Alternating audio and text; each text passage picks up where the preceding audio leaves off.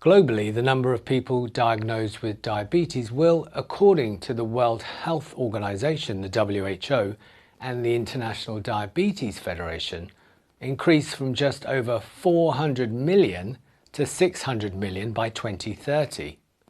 But who among us is at risk, and how will diabetes affect the next generations?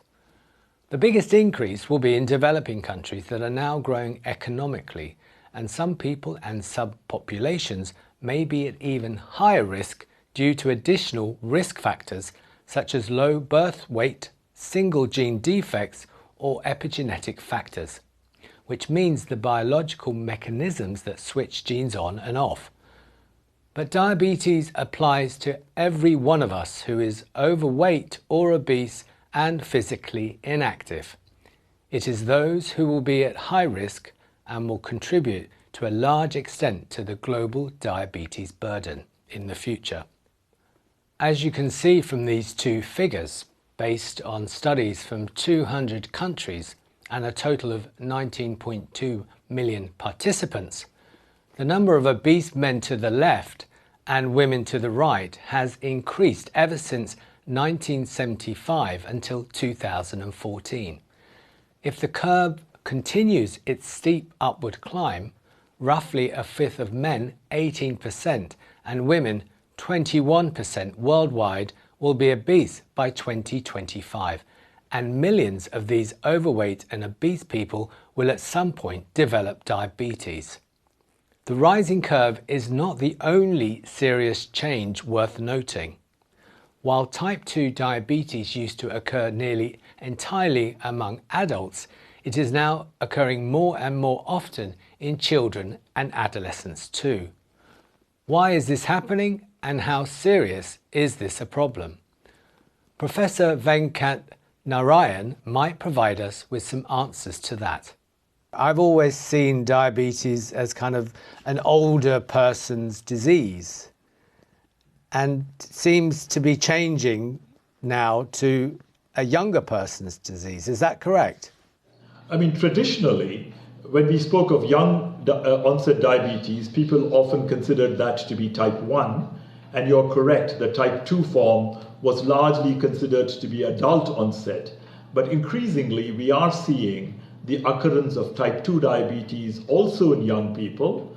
And yes, it is more common in older people, but its occurrence is also happening in younger people, and that is what is so disturbing. Venkat, I'm interested to know why we're seeing more children getting diabetes than maybe half a century ago. The first reports of youth-onset type 2 diabetes were from the Pima Indians in Arizona. And at that time in the 70s, this was a huge mystery. However, now we know that young-onset type 2 diabetes affects pretty much all ethnic groups, some more than the others. The reasons are quite complex, but the available data indicate that maternal factors such as mother's glucose during pregnancy, mother's weight and weight gain during pregnancy are powerful risk factors for young onset type 2 diabetes. In addition, childhood obesity is also a major risk factor for young onset type 2 diabetes, and the factors driving childhood obesity seem to be established within the first 5 years of life. How serious is this problem? Richard, we do not have a good grip on the numbers worldwide affected by young onset type 2 diabetes, but we know it is occurring more frequently in developing countries such as India, China, Sub-Saharan Africa, from the various reports that are coming out. We also know that when type 2 diabetes occurs in very young people, that the disease tends to be more severe with early onset of complications and often less than optimal response to treatment. Furthermore, when the disease strikes young people at the peak of their economic productivity, the toll on the economy of individuals, families, and societies is very large, and therefore it is an extremely serious problem, both in terms of health and economic consequences. The prevalence of child obesity has in some regions and countries reached such heights that governments have implemented taxes on drinks containing added sugars. This is, for example, the case in Mexico, where more than 33% of children are either overweight or obese. In 2014, a so-called sugar-sweetened beverage tax was implemented by increasing the price of sugar-sweetened drinks with a minimum of 10% price increase. Early estimates associate the increased price with an 11.6% decrease in quantity consumed. As the cause of childhood obesity and thus of young onset type 2 diabetes are most often established long before school age, the best opportunity for intervention will probably be preschool or sooner, or maybe perhaps even in the womb, as Professor Venkat briefly mentioned, maybe because mothers-to-be are drinking sugar-sweetened beverages and eating fatty foods too. But is obesity really the major risk factor of getting diabetes in all regions of the world? No, it's not. If we look at this graph, it shows the relation between diabetes and obesity, and from the columns in the bottom, we can see that more than 50% of the causes of diabetes are not related to obesity. Let us ask Professor Ib Bukbia, who has for many years studied health issues, including diabetes, in low and middle income countries, to explain this further. Let's look at this graph, because it's very interesting that we think of obesity and diabetes correlating together, yet this clearly shows that that is not the case when it comes to the low income countries. This is true. Most people think, including you, that obesity is the main driver of diabetes. And this is true in the Western world. However, in Southeast Asia and in Africa south of the Sahara, 70% or 50 to 70% of those who get diabetes are not fat. So the way of combating diabetes is not losing weight in these areas alone. So what you're saying, as a young mother or a mother who can, at a reproductive age, from a low to middle income country, can actually have a malnutritioned baby, and still that could lead to them having diabetes? Because the paradox at first sight is that if you have an overweight, fat mother, sorry for the expression, she will give rise to an overweight baby, which is prone to diabetes. However, if you have an underweight mother, she will give rise to an underweight baby, and strangely enough, this underweight baby and mother are at the same risk of developing diabetes as the overweight baby.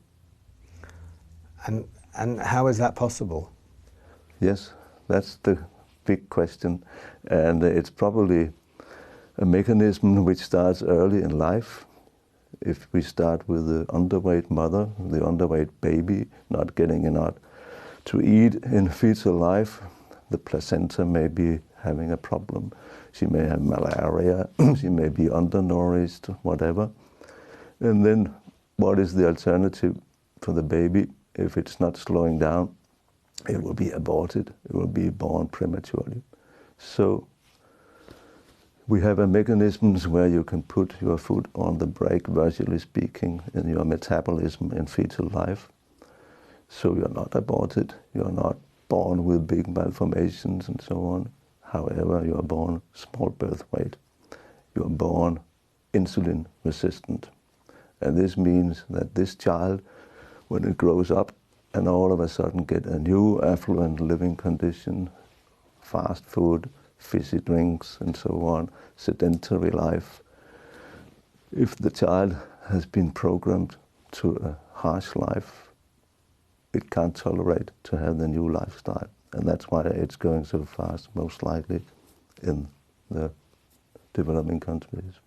So, Ib, are you saying that we need to address, for instance, diabetes before the baby is born? Yes, exactly. That's my point. Yet, as you say, the exposure of that child to different lifestyles will mean that they are programmed in a different way to deal with that. Yeah.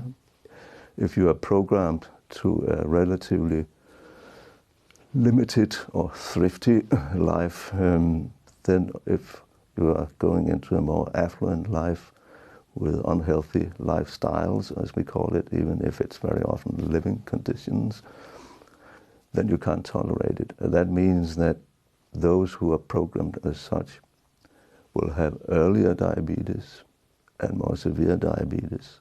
And the tragedy is that in developing countries you already have limited resources for healthcare.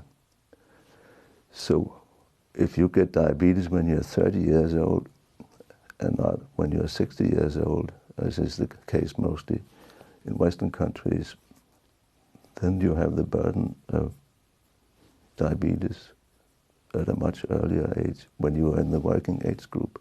And that's why we'll have to start very early on with the mother. As Professor Bhupiya mentioned, both life and living conditions influences the risk of getting diabetes. So let's go back to Professor Venkat, who has lived the major part of his life in India. Can he give us some examples of the changes he has observed in daily life that could lead to an explanation of why younger people are still getting and will continue to get diabetes? The change that countries like India have been going through during the last 20-25 years is astonishing and dramatic. On the one hand, that change is good because it's creating new prosperity, it's bringing people out of poverty, it's having improvements in terms of life expectancy. All of these things are good. But on the other hand, the change is extremely rapid. Urbanization is very unplanned. For example, the big changes that I'm noticing is you hardly see any bicycles on the road anymore. 25-30 years ago, lots of people cycled on the roads, lots of people walked on the roads. Now, clearly, people, even to walk 100 meters, would use mechanized transportation. That also introduces traffic jams, congestions, making lifestyles very difficult. The second big change you notice is a gross change in food habits. Gone are the days where most of cooking used to be done at home. Now people generally eat outside or buy manufactured foods, a lot of which are refined processed carbohydrates, very high in fat. And you go to a wedding, for example, there's considerable food diversity, all kinds of different foods being served, large buffets. So consumption of food and changes in food pattern is very evident. In parallel, the consumption of fresh fruits and vegetables has been going down or does not exist at all in many parts of India. In addition, there is considerable urban stress, considerable traffic pollution, and several other factors. But I want to mention that urbanization is a fact. It's going to happen throughout the world. We can't stop it. But what we can do, really, is smart urbanization. When you look across the world, there are many examples of good cities that have developed in a planned manner, and those cities can be extremely healthy. For example, in the United States, a poor person living in New York is healthier than a poor person living in certain rural parts of the country. It's because the cities have invested in infrastructure, are turning more energy efficient, are making walking and bicycling very friendly, such as your own Copenhagen. So I think we need to think of healthy urbanization as a very important strategy. The other change that I'm noticing is when you walk into diabetes clinics, you see a lot of obese people with diabetes, but you also see a lot of thin people with type 2 diabetes. It's that combination, that dual burden that needs to be resolved. Venkat, are people aware that they have it in low and middle income countries? I mean, how aware are they of diabetes? Worldwide, about 50% of diabetes still remains undetected.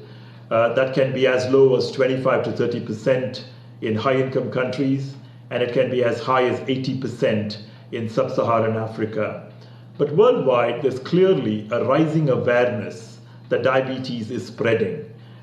Talking from India, for example, I think the fact that India is one of the capitals of diabetes is very well known and regarded. But what is not clear to the population at large is that type 2 diabetes can also affect thin people and young people, and it might have other reasons in addition to the ones that we know. So what should people be aware of if, as you're saying, this is targeting different parts of the population? I mean, frankly, like I said, type 2 diabetes can go symptomless for a very long time. So I suppose we need to raise the level of suspicion. If somebody, for example, has a very strong family history, or somebody has gained a lot of weight recently, or changed their lifestyle, or has other risk factors, or somebody has become obese, for example, in such people, testing for diabetes and pre-diabetes is important. But I want to once again highlight the fact that obesity per se may not be enough. There might be a lot of thin people who apparently look normal who are developing type 2 diabetes. So the risk really is about family history, awareness of risk in the community, etc. Venkat, when you go to your doctors, you go and get a diabetes test, is that right? Do you say, can I get a diabetes test? Right. Is it that simple? I wish it were. I mean, in a sense it is. But I think before we go to that, we probably need a questionnaire that the doctors can implement that screens people that are likely to require the test, number one. And second, doing the test is only a beginning. We need to ensure that the system has the capacity to deliver the interventions, whether it's lifestyle interventions to prevent diabetes or interventions to prevent diabetes complications. I think all of that is important. Simply testing somebody and not having the capacity to look after them beyond that would not be ethical. And this is why we need to view screening for type 2 diabetes in the context of good health systems that can both deliver prevention and high quality care at very low cost and convenience. On top of the rising occurrence of diabetes in the low-income countries, there seems to be further implications regarding linkage between communicable and non-communicable diseases, like, for example, tuberculosis and HIV. How does it become even more complicated for you if you already have a disease and then you have diabetes on top? Well, we now know that if these two different, in principle very different diseases, an infectious disease like tuberculosis and a non-infectious disease like diabetes, and they meet, something very unhealthy happens. The one is making the other worse. So if you are having a dormant tuberculosis bacterium in your lung, as 1/4 of the world's population have without being sick from it, then if you get diabetes, the risk of coming sick from tuberculosis to have what we call open lung tuberculosis will be 3 times higher. That's something we knew already from 2 related diseases like HIV, which is an infectious disease weakening your immune system, and tuberculosis, where we know that the risk of developing tuberculosis is 4 to 8 times higher if you get HIV infected. But now we also know that the same happens when you are having diabetes. And as we have mentioned before, there's an epidemic of diabetes in low-income countries, and that means that, for instance, in India, 20% of all tuberculosis is now related to diabetes, not to HIV. We had a recent study in Pakistan, 40% of all newly diagnosed TB patients have diabetes, or at least elevated levels of blood glucose. And half of these didn't know it. So you could also turn it around and say it's positive. Now you can discover diabetes earlier on when you present with your TB, and vice versa. And we know very well the longer you wait to having your diabetes diagnosed, the more complications you get. So it's a golden opportunity if you screen for diabetes in a TB department, which is not exactly the first thing a TB doctor is thinking of. So how big is this a problem globally for infectious diseases and diabetes, or is it just in specific parts of the world? It's not a problem in my home country, except in some immigrant groups, Pakistani, Turkish and so on, because they have still higher levels of tuberculosis, whether it's dormant or whether it's active. But what about the rest of the world, where almost everyone has tuberculosis dormant in their lungs, and now you are going from 5% having diabetes to 10%, to having 15%, to having 20%, as is the case in some of the big cities in Southeast Asia. So in India, it's considered that maybe 20% of all TB nowadays is related to diabetes. In Africa, it's much more related to HIV. However, since Africa is the continent where diabetes is going to double the fastest, it will become a big problem in Africa very soon.